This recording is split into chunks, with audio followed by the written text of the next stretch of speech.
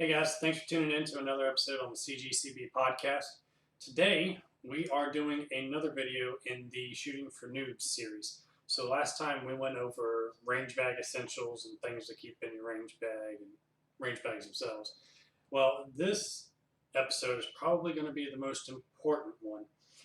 We're going to go over firearm safety in this one because I know a lot of you are new gun owners, or some people go out there think they've been like, oh, I've been around guns all my life, but they still don't quite act safely like they should.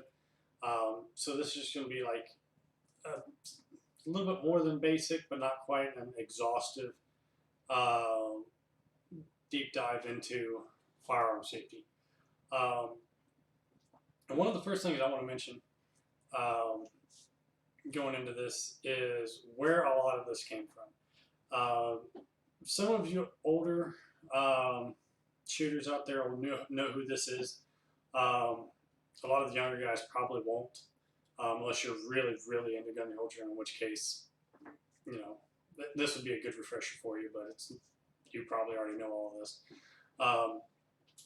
As a lot of this, actually pretty much all of this comes from a guy by the name of Jeff Cooper. He was a United States Marine who served in both World War II and Korea. And then once he got out of the Marine Corps, went on to start I forget the name of it right off, but he did a lot for the gun community. He did things like he started, I believe he was a founding member of Gunsight Academy, and he was a very well-known and well-renowned marksmanship instructor.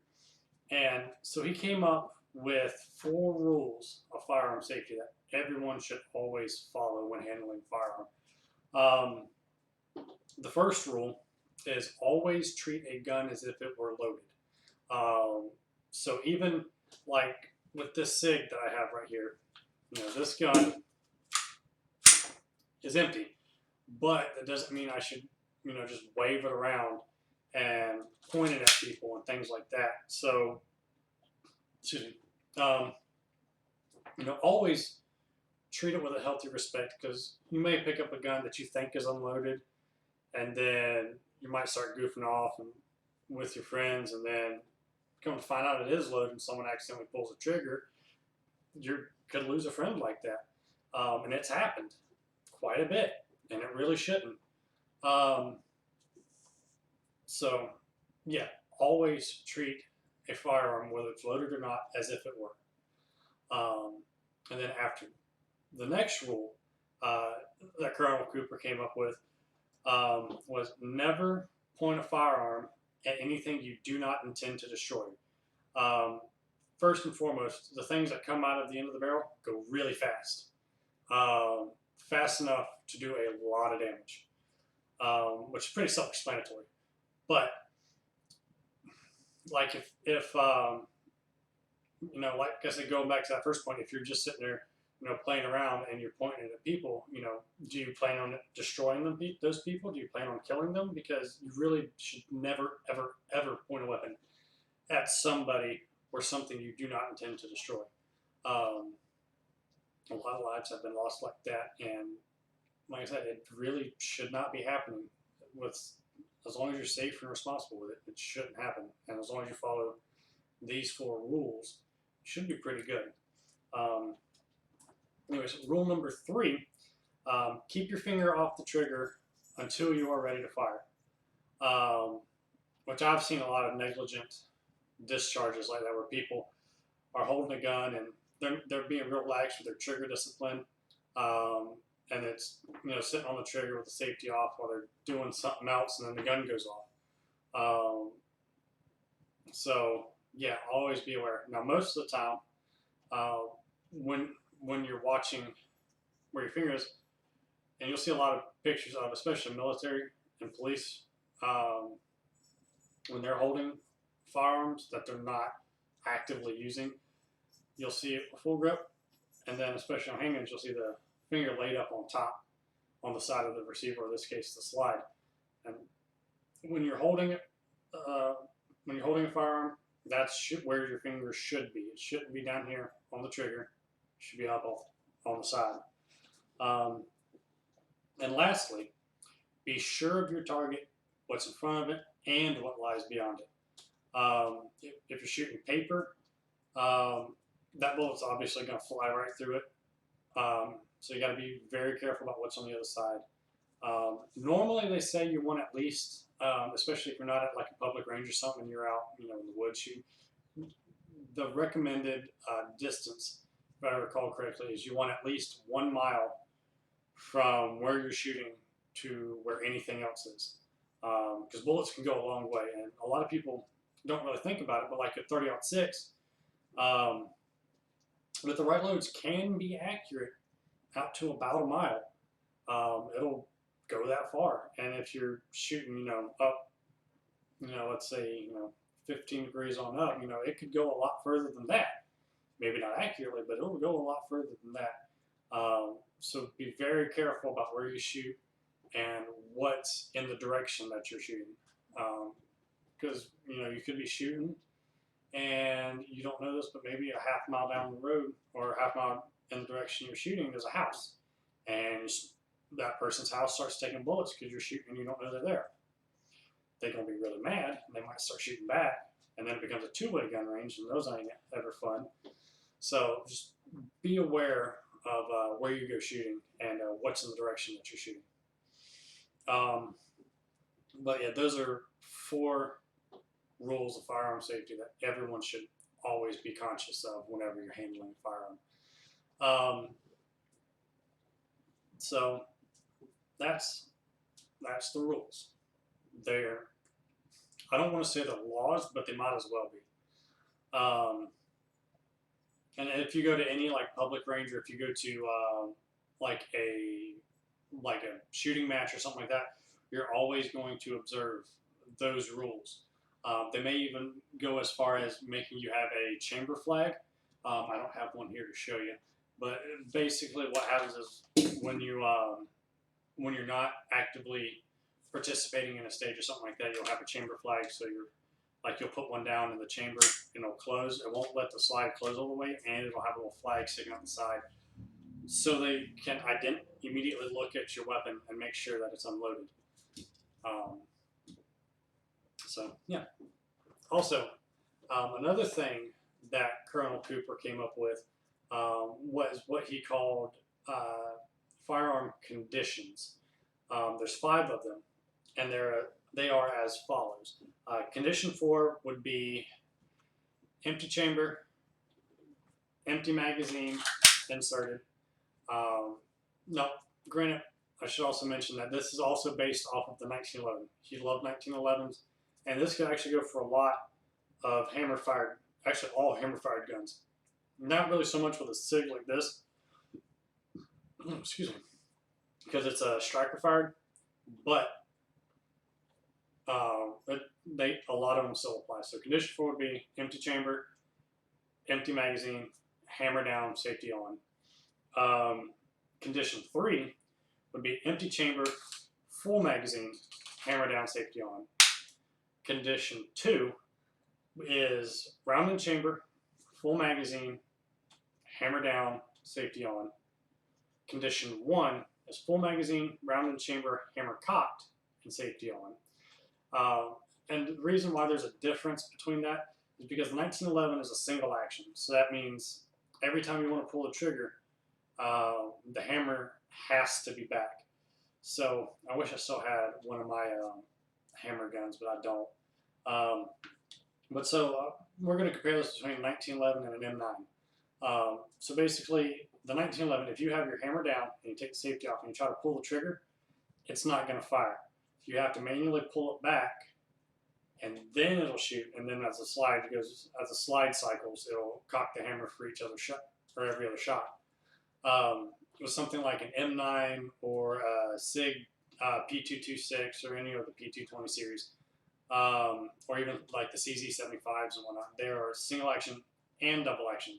So they'll work like the 1911 does, where you pull the hammer back, it'll cock it, and then you can shoot and it'll recock when it fires.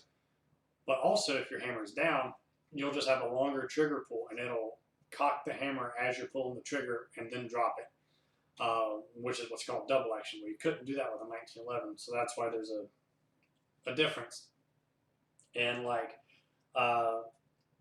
condition 2 and condition 1. So, anyways, the final condition is condition 0. That is full mag, round and chamber, hammer back, safety off, which is what would be considered ready to fire. And the reason I bring that up is because if you do some shooting competitions, they may use that at the beginning of the stage. Like you might start in condition 3, or you might start in condition 4. You know, it just depends, and they're going to refer to it as that, and you have to know what that means. So yeah. But anyways, Colonel Cooper gave us a lot as far as some rules to abide by with firearm safety, and I think that's overlooked a lot. Like everybody knows, who's been around guns for a while, knows the 4 rules of firearm safety at least. It's taught by pretty much everybody I know, but nobody really knew where it came from, and I thought I'd give a little background on that. But anyways, we're going to move over now to practical examples of firearm safety. So we'll start with handguns, because I know a lot of the new firearm owners have went out and bought handguns like this. Now, most handguns do have a safety. It'll either be mounted, usually either right here on the frame or right up here on the rear of the slide. You have a handful of handguns that have them in weird spots, but generally you're going to find it in one of those 2 places. And then also you'll have guns like this SIG P320 or the Glocks, your Smith & Wesson M&Ps, your Springfield X. Well, Springfield XDs are a little bit wonky because they also have a grip safety back here, kind of like a 1911. But these guns do not have safeties. Like this one does not have a manual safety. It doesn't even have a trigger safety like a Glock has. The only models that I remember right off of like the 320s that came with safeties were the M17 and the M18, which are the ones they built for the Army because they require a manual safety on their guns. I don't think it'd be a bad idea. Like I would prefer to have one with a manual safety, but I'm just fine without one.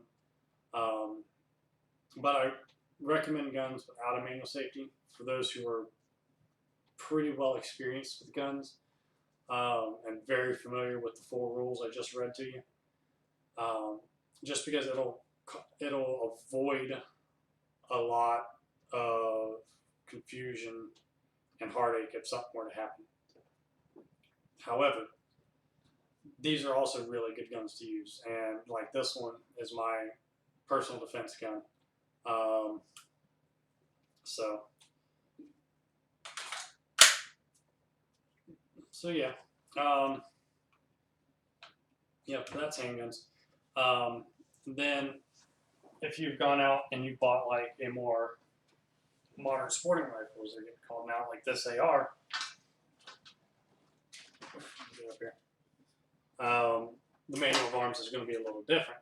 Now, on these, and most semi-auto rifles nowadays, aside from something like an AK or an SKS, where the SKS has a safety right here on the trigger, which I'll flash a picture of that up, or the AK where it's on the side of the receiver. Most of them are going to be thumb operated, like this one. Like on ARs, your triggers, or not your trigger. Your safety is located right here on the left-hand side of the gun. Now, you can get ambidextrous ones if you're left-handed, or if you want to run ambi controls, which this one is getting a ambi safety lever. I just haven't gotten one yet. Yeah, so basically, if you were wanting to bring this down to condition 4, mag release, drop your mag out, grab a charging handle, just pull it back, make sure it's an empty chamber, close it, leave it, and that would leave you in condition 4.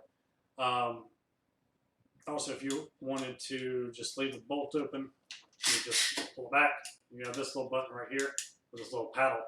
You hit blow, and then slide your charging handle forward. You leave your bolt back. Which if you're ever at a range and you're trying to leave it, you go on a cold range, you want to keep it safe. Safety flags would be, or a chamber flag would be good, but if you don't have one, just leave the bolt open. Now the only caveat to that, and I don't think this is going to apply to a lot of you, would be an open bolt gun. And the reason I don't think that'll apply to a lot of you is because an open bolt gun, as defined in law, is a machine gun. And so unless you have like a transferable Uzi or like an MP40 or a grease gun or something like that, you're really not gonna be messing with one. But if you see one, if the bolt is closed, they're safe because they cannot fire when the bolt is closed. And they're not going to close on a live round without going off. So that's the only real exception to the rule on that. So another popular one that I've been seeing picking up in popularity, if those of you have gotten it, are HK series of rifles like this C93. Manual of arms is a little bit different, but the safety is still right here on the side. You can get some with ambidextrous safeties, but you got this big old lever right here. And this will go for the 5.56 and the 308 variants. I know the 308 variants were far more popular, especially since PTR is making them. These are really easy to lock the bolt. Just grab this lever here, pull it back, and then tilt up. I don't know how well you can see that. Maybe I'm going to turn it all the way over here. Yeah, you can see. I really can't show it, can I? No, it blends right in with the background. No, but you got your lever. Oh. There we go. Got your lever right here.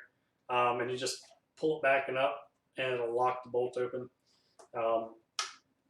These also have an AR style mag release. Just pull it out.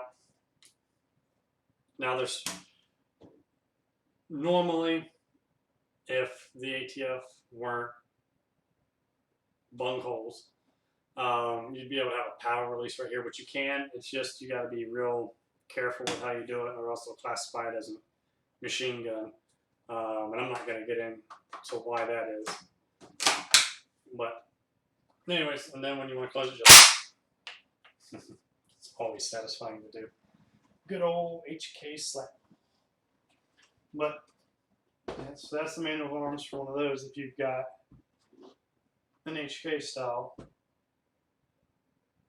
and then if you got a bolt gun like this 1888 commission rifle, and all Mausers will generally work like this one does. Pretty easy. This one's all safe. So these, you have a flag safety in the back. Rotate it. If you have a 98, you have 3 positions, so you'll have flipped over to the left as fire, up you can work the bolt, and it won't drop the trigger. And then all the way to the right, bolt's locked, trigger doesn't work. But yeah, when you go to put this down on a cold range or something, just leave the bolt open. Don't put anything in the magazine if you're not at the firing line ready to shoot. But and then put it on safety when not in use, which I have yet to shoot this one. I'm kind of excited to shoot it. I might do a more in-depth video on this one in the future. I haven't decided yet. But yeah, but generally for most bolt actions, that's how it'll work. Especially if it's based off the Mauser action.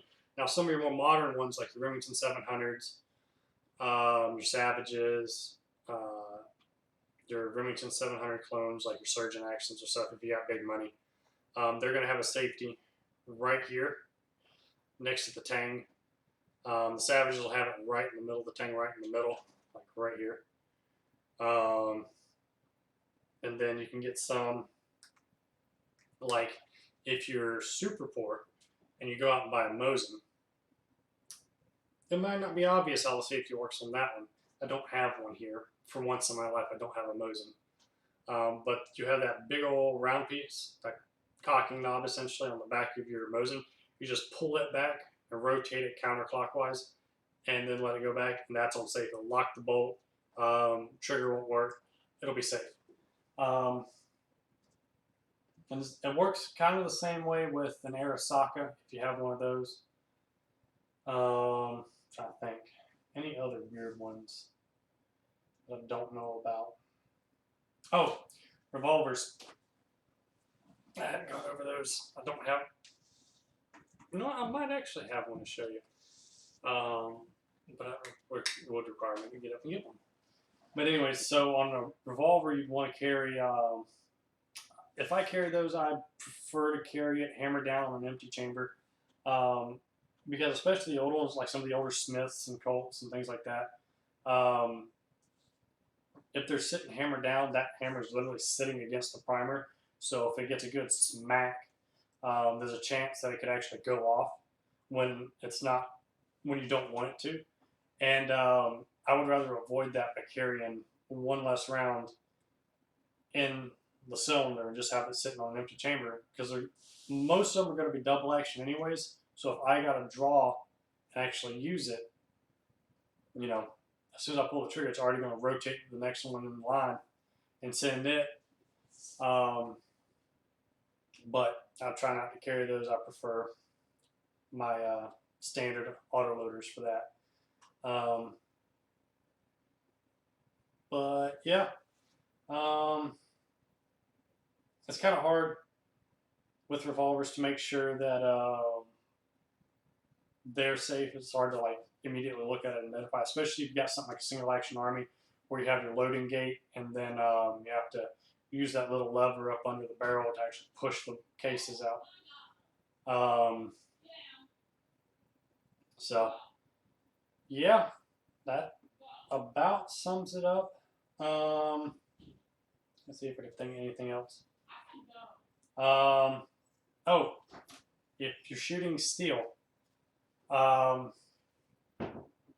be very careful with what you shoot at it. So if you're shooting pistol, anything inside about 50 yards, you want to use frangible ammo. Anything inside of 100 with rifle, I would shoot frangible ammo at. Because I have seen, granted this one wasn't mounted loose like it should have been, but I have seen where someone shot a steel target. It was like I think like a 12-inch gong at 200 yards, and the bullet came back and skipped by her feet. This is 200 yards away, so that bullet traveled 400 yards there and back. So be very careful about how you get things set up and how you shoot it. But most of the time, anything over about 100 with a rifle, as long as it's mounted properly and has enough room to move and absorb the impact and is angled properly, is perfectly safe to shoot. Another thing, be careful when shooting around concrete, because that, especially big old blocks of it, will actually cause it to ricochet and bounce if you're not careful, if it's at an odd angle or something like that. Like I've seen people go out and take cinder blocks, and most people go, "Oh, cinder blocks, you can shoot those." Right, when they're brand new and they ain't been used in a building and have concrete in the middle of them, like they're not a big solid chunk of concrete. So, plus there are a lot of cleaning up from. But yeah, be careful what you use as targets. Yeah, that's about all I got for you guys this time. So remember, your four rules of firearm safety: always shoot a gun as if it were loaded. Never point a gun at anything you don't intend to destroy. Keep your finger off the trigger until you are ready to fire, and be sure of your target and what lies beyond it. And that'll be all for this episode. Thanks.